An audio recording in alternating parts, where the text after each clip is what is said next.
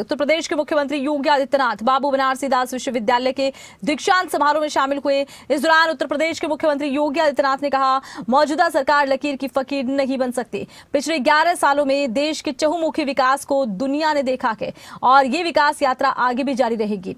आज हमारे पास digital India mission है, युवाओं के लिए हमारे पास पीएम स्टार्टअप योजना है। पीएम मोदी ने राष्ट्रीय शिक्षा नीति के माध्यम से इसे आगे बढ़ाया।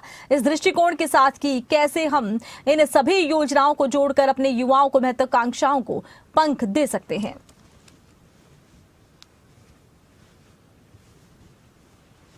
सकारात्मक भाव था, वह हम सबको तब भी देखने को मिलता था और मुझे प्रसन्नता है कि आज उन भावों को एक नई ऊंचाई प्रदान कर रहे हैं।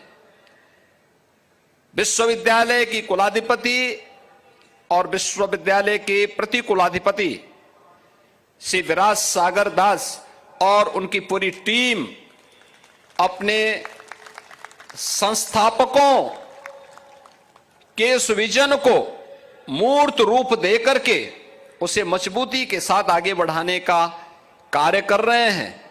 और अब केवल यह एक रूटीन के डिग्री प्रदान करने वाला संस्थान नहीं, बल्कि भारत की और वर्ल्ड यानी ग्लोबल इमर्जिंग सेंटर के रूप में, उस इमर्जिंग टेक्नोलॉजी के एक नए हब के रूप में बीबीडी को स्थापित करने की दिशा में उनके द्वारा एक नया प्रयास प्रारंभ हुआ है।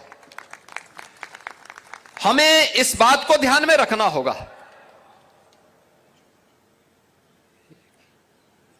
कि दुनिया तकनीक को तेजी के साथ अपना रही है। इसमें हम अपने आप को रोक नहीं सकते। याद रखना, दुनिया जहां जा रही है, हमें दुनिया से 10 कदम आगे की सोच लेकर के जब हम चलेंगे, तब दुनिया हमारा अनुगमन करने के लिए मजबूर होगी। हम लकीर के फकीर नहीं बन सकते। आपने पिछले 11 वर्षों में भारत की विकास की यात्रा को देखा है। भारत की जो विकास यात्रा पिछले 11 वर्षों में देश के अंदर देखने को मिल रही है, इस विकास यात्रा को जिसका आज दुनिया भी उसके पीछे चलने के लिए अपने आप को मजबूर करती है कि हां, हमें इसको अंगीकार करना ही होगा।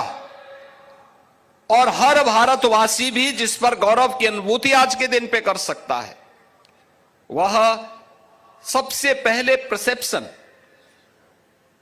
14 के पहले और 14 के बाद कितना परिवर्तन देश के अंदर देखने को मिला है।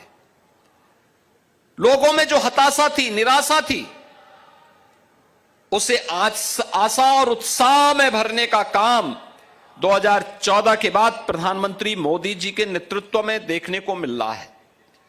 हर एक क्षेत्र में भारत ने एक नई छलांग लगाई है। आप याद करिए, आपके सामने 2014 से ही जब भारत ने यानी छोटे छोटे प्रयोग करके दुनिया को बताया कि इसके परिणाम क्या होने जा रहे हैं। लोगों को पहले लगता था कि एक केवल टाइम पास करने का एक माध्यम होगा, लेकिन जब उसके परिणाम आने प्रारंभ हुए, जब मोदी जी ने कहा कि हर गरीब के बैंक में अकाउंट होने चाहिए, तो लोगों ने प्रश्न किया कि 15 लाख कहां है।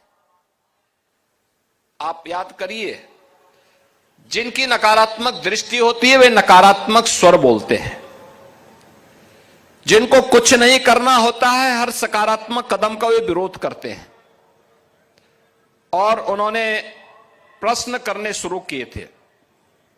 मोदी जी ने उसकी चिंता किए बगैर हर गरीब के बैंक में अकाउंट खुलवाए, जो पहले एक मील की कौड़ी थी, बहुत कठिन था, नहीं हो सकता था, नहीं हो पाता था, क्योंकि कोई भी गरीब बैंक में जाता था तो बैंक उससे सबसे पहले एक अकाउंट खोलने के लिए 1000 रुपए की मांग करता था।